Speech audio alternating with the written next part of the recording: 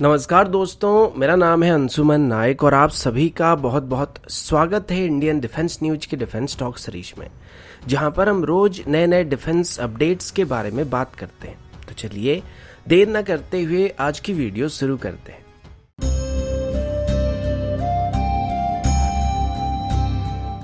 आज की पहली अपडेट G20 समिट को लेके, और अभी हम कुछ ऐसे खबरों के बारे में बात करने वाले हैं जिसे मीम की दुनिया में थग लाइफ कहा जाता है और फिर एक काला सफेद चश्मा के मुंह पे लग जाता है। तो बात कुछ ऐसी है कि अभी भारत में G20 समिट आयोजित होने वाला है और इस बार इसका प्रेसिडेंसी भारत को मिलने वाला है। अब इस दौरान भारत की तरफ से इसकी कुछ इवेंट्स को जम्मू कश्मीर में आयोजित करने का फैसला किया गया था। फिर इसके बाद पाकिस्तान की तरफ से इसका विरोध किया गया था, क्योंकि पाकिस्तान को अच्छी तरीके से ये बात पता है कि G20 में दुनिया की टॉप इकोनॉमिक पावर शामिल होते हैं और ऐसे में अगर इसकी इवेंट को जम्मू कश्मीर में किया गया तो वो सब भी आगे चल के ये मानने के लिए राजी हो जाएंगे या मानने के लिए एक तरीके से मजबूर हो जाएंगे कि ये भारत का एक अभिन्न हिस्सा है। तो आगे चल के भारत को पाकिस्तान ऑक्यूपाइड कश्मीर पर भी अपना हक को जमाने का मौका मिल जाएगा। और ये बात मैंने उस दिन भी आप सभी को बताया था जिस दिन ये खबर सामने आया था। फिर क्या किया गया कि पाकिस्तान की तरफ से टर्की और चाइना जैसे देशों के सामने जाके इसका विरोध करने के लिए उनको कहा गया था कि भारत को जम्मू कश्मीर में G20 इवेंट्स आयोजित करने से रोका जाए, फिर इसका विरोध किया जाए, क्योंकि ऐसा करने से भारत जम्मू कश्मीर के ऊपर अपना कंट्रोल को साबित कर सकता है, जिसके बाद हर इंटरनेशनल मंच में भारत के पास दुनिया की टॉप इकोनॉमिक पावर होंगे जो कि इसका समर्थन करेंगे या फिर इसको स्वीकार करने से इनकार नहीं कर पाएंगे। फिर इसी बात को लेके चाइना की तरफ से भी विरोध किया गया कि भारत को जम्मू कश्मीर में G20 इवेंट्स को आयोजित करना नहीं चाहिए, क्योंकि ये एक डिस्प्यूटेड रीजन है और यहाँ पर G20 जैसे इवेंट को आयोजित करके भारत जो इसका एक तरीके से गलत इस्तेमाल कर रहा है, इसका चाइना विरोध करता है। अब चाइना की तरफ जब ऐसे स्टेटमेंट दिए गए थे तो अभी भारत की तरफ से इसका एक काउंटर किया जा रहा है और भारत की तरफ से भी फैसला लिया जा रहा है कि भारत अभी लद्दाख में भी G20 समिट की कुछ इवेंट्स को आयोजित करने वाला है और इसके लिए अभी जोर शोर से प्रिपरेशन करना शुरू कर दिया गया। अब देखने वाली बात यह कि इसको लेके चाइना की तरफ से फिर से क्या स्टेटमेंट दिया जाता है, लेकिन जो भी होगा, अगर भारत लद्दाख में G20 इवेंट को आयोजित कर देता है तो ये चाइना के लिए बहुत ही तगड़ा रिस्पॉन्स होने वाला है। वो बात एक तरीके से अलग था कि कश्मीर में G20 इवेंट्स को आयोजित करने पर हो सके तो कुछ देश जो थे वो आपत्ति जता सकते थे, लेकिन अभी जबकि इसमें चाइना इन्वॉल्व हो रहा है और भारत की तरफ से लद्दाख में इसकी इवेंट्स को आयोजित करने का फैसला रखा जा रहा है, तो मोस्टली जितने भी वेस्टर्न कंट्री है, वेस्टर्न इकोनॉमिक पावर है, वो भी इसके खिलाफ जाके नहीं बोलने वाले हैं और मन ही मन चाइना के ऊपर हंसने वाले हैं। अगला अपडेट इंडियन एयरफोर्स के IL-76 एयरक्राफ्ट को लेके। इंडियन एयरफोर्स की बात करें तो इंडियन एयरफोर्स में अभी मल्टीपल रोल में IL-76 प्लेटफॉर्म को इस्तेमाल किया जा रहा है, जिसमें करीब 14 IL-76 MD और 6 IL-78 MKI मौजूद है। इनमें से अगर IL-76 MD की बात करें तो इनको 1985 के आसपास खरीदा गया था और अभी वक्त के साथ साथ इनको अपग्रेड करने का फैसला किया गया था, क्योंकि 1985 में हम लोग मोस्टली एनालॉग सिस्टम का इस्तेमाल करते थे, जबकि अभी हम लगभग डिजिटल एज में आ चुके हैं जहां पर एयरक्राफ्ट के एवियोनिक्स सिस्टम काफी एडवांस बन चुके हैं। ऐसे में इनको पिछले कई सालों से अपग्रेड करने का प्लान किया जा रहा था, लेकिन आज तक ये प्लान इतना आगे नहीं बढ़ पाया था। लेकिन अभी बताया गया कि फाइनली इस प्लान को ड्रॉप किया जा रहा है। इनिशियली इसको अपग्रेड करने के लिए भारत और रशिया के बीच बातचीत चल रहा था, क्योंकि इनकी मेजर पार्ट को रशिया ही भारत को सप्लाई कर सकता है, लेकिन अभी रशिया और यूक्रेन के बीच चल रही लड़ाई की वजह से इस प्रोजेक्ट को होल्ड पर रखने का फैसला किया जा रहा है, क्योंकि टाइम पर अभी एयरक्राफ्ट की सर्विस और स्पेयर पार्ट को सप्लाई ना कर पाने की वजह से इंडियन एयरफोर्स की मैक्सिमम IL-76 एयरक्राफ्ट को भी ग्राउंडेड कर दिया गया। अब पहले से इन एयरक्राफ्ट की सर्विस अवेलेबिलिटी इतना अच्छा नहीं था, जिस वजह से 14 एयरक्राफ्ट होने के बावजूद भी भारत आमतौर पर हेवी लिफ्ट मिशन के लिए ज्यादातर C-17 का इस्तेमाल कर रहा था।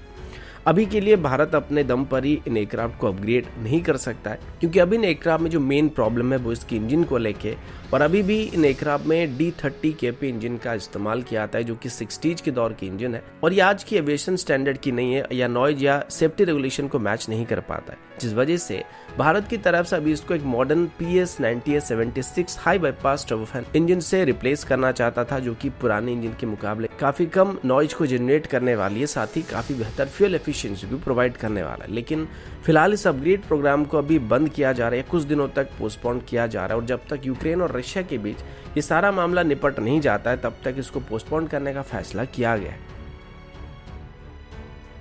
अगला अपडेट घातक यूसीएवी को लेके। हाल ही में आपने देखा होगा भारत की तरफ से अपनी स्विफ्ट यूसीएवी या घातक यूसीएवी की टेक्नोलॉजी डेमोन्स्ट्रेटर का पहला टेस्ट फ्लाइट कंप्लीट किया गया था। अब इसके बाद अभी एडी की तरफ से यानी एरोनॉटिकल डेवलपमेंट एस्टेब्लिशमेंट की तरफ से ये बताया गया कि वो अभी जल्दी से इसकी और भी करीब 10 टेस्ट फ्लाइट को कंडक्ट करने वाले, जिससे घातक यूसीएवी के लिए डेवलप किए गए सभी टेक्नोलॉजी को वैलिडेट किया जा सकेगा। अब एडी की बात करें तो यहाँ पर इस प्रोजेक्ट को जल्दी से जल्दी आगे बढ़ाने की कोशिश किया जा रहा है और एडी की तरफ से बताया गया कि वो अभी इन 10 टेस्ट फ्लाइट को कंप्लीट करने के बाद एक डिटेल प्रपोजल को तैयार करने वाले हैं, जिसको बेस करके तुरंत ही घातक यूसीएवी की फुल स्केल टेक्नोलॉजी डेमोन्स्ट्रेटर को या फिर इंडियन स्ट्राइक यूएवी को तैयार करना शुरू कर दिया जाएगा और 2024 तक घातक यूसीएवी की सभी टेस्टिंग को कंप्लीट करके इसको फ्लाइट सर्टिफिकेशन देने की कोशिश की जाएगी और उसके बाद 2026 से इसको ऑफिशियली मास प्रोडक्शन के लिए क्लियर कर दिया जाएगा। अभी एडी और इंडियन एयरफोर्स की तरफ से इस इंडियन स्ट्राइक यूएवी की कॉन्सेप्ट को लेकर डिटेल डिस्कशन किया जा रहा है और इसकी डिजाइन को लेकर भी बातचीत किया जा रहा है, जिसमें बताया जा रहा है कि साइज में भी तेजस से बड़ा होने वाला और कम से कम इसमें 1 टन से लेकर 1.5 टन तक की पेलोड को कैरी करने की क्षमता होने वाली, जो कि